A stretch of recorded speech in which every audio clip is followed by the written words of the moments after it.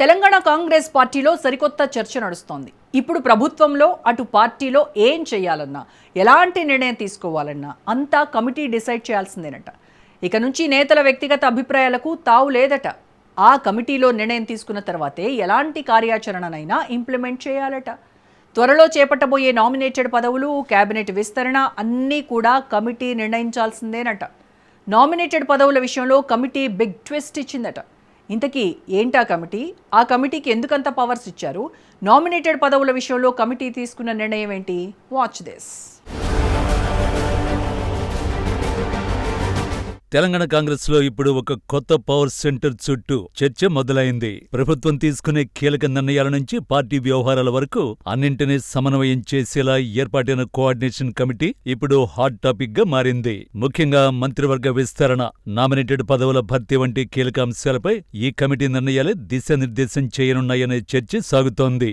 ఇప్పటి వరకు నిర్ణయాలు ప్రధానంగా ప్రభుత్వం లేదా పార్టీ స్థాయిలో జరిగేవి. కానీ ఇకపై ముఖ్యమైన అంశాలు కోఆర్డినేషన్ కమిటీ పరిశీలనకు వెళ్లే అవకాశం ఉందనే ప్రచారం జరుగుతోంది. దీంతో ఈ కమిటీకి పార్టీలో ప్రత్యేక ప్రాధాన్యత ఏర్పడింది.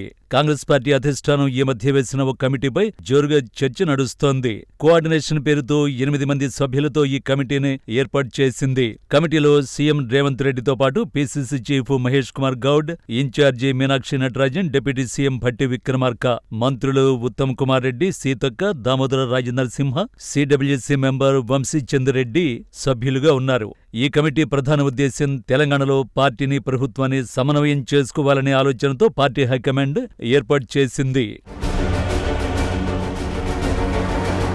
ప్రభుత్వం తీసుకున్న నిర్ణయాలను పార్టీ పరంగా జనంలోకి తీసుకువెళ్లడం, పార్టీ ఆలోచనలను ప్రభుత్వం విధానపరమైన నిర్ణయాలు తీసుకోవడం కోసం ఈ కోఆర్డినేషన్ కమిటీ వేశారట.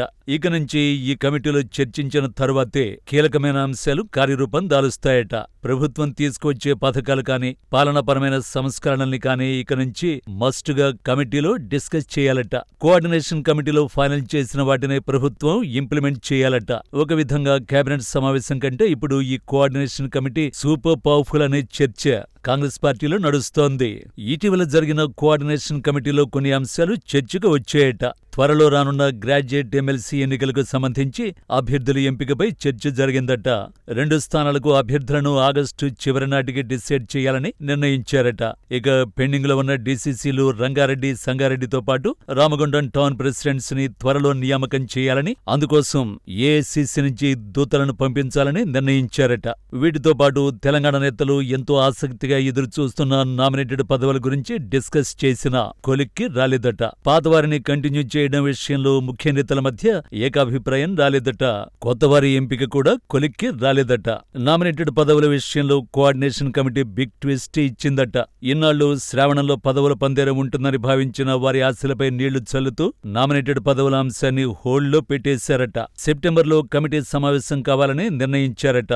దీంతో నామినేటెడ్ పదవుల ఎంపిక ప్రక్రియ సెప్టెంబర్ వరకు హోల్డ్లో పడ్డట్టే అన్న టాక్ నడుస్తోంది.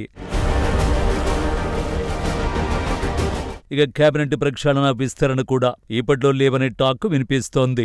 వాస్తవానికి అసెంబ్లీ సమావేశాల కంటే ముందే ఈ ప్రక్రియను ఫినిష్ చేయాలని మొదట్లో భావించారు. కానీ ఢిల్లీలో జరిగిన కోఆర్డినేషన్ కమిటీలోని 8 మంది సభ్యుల మధ్య ఏకాభిప్రాయం రాకపోవడంతో సమస్య మళ్లీ మొదటికొచ్చింది. కేబినెట్లో ఖాళీగా ఉన్న 2 బెర్తులను భర్తీ చేయాలనే విషయాన్ని కూడా సెప్టెంబర్లో డిసైడ్ చేయాలని నిర్ణయించారట. దీంతో ఇప్పుడు మంత్రివర్గ విస్తరణతో పాటు మిగిలిన పదవులు, డిప్యూటీ స్పీకర్, ప్రభుత్వ చీఫ్ విప్ పదవులతో పాటు కేబినెట్ ర్యాంక్ ఉన్న నామినేటెడ్ పోస్టుల భర్తీ కూడా సెప్టెంబర్కు వాయిదా పడిందట. అయితే ఇప్పుడు కాంగ్రెస్ లో పవర్ఫుల్ గా మారిన కోఆర్డినేషన్ కమిటీ హాట్ టాపిక్ గా మారింది. ప్రభుత్వం, పార్టీ రెండు కూడా ఈ కమిటీ నిర్ణయాలపైనే ఆధారపడాల్సి రావడంతో పవర్ఫుల్ గా మారింది. సో ఇప్పుడు ఈ కమిటీ చేతుల్లోనే నామినేటెడ్ పదవుల భర్తీ, కేబినెట్ విస్తరణ అంశం ముడిపడి ఉండడంతో కీలకంగా మారింది. అయితే ఈ కమిటీ ఎంతవరకు ప్రభావాన్ని చూపుతుంది? ఇది కేవలం సమన్వయ వేదికగానే కొనసాగుతుందా, లేక కాంగ్రెస్ లో మరో నిర్ణయ కేంద్రంగా మారుతుందా అన్నది ఆసక్తికరంగా మారింది. మొత్తానికి ఈ కమిటీ తీసుకునే నిర్ణయాలు పార్టీ భవిష్యత్తు వ్యూహాలను ఎలా ప్రభావితం చేస్తాయన్నది వేచి చూడాలి.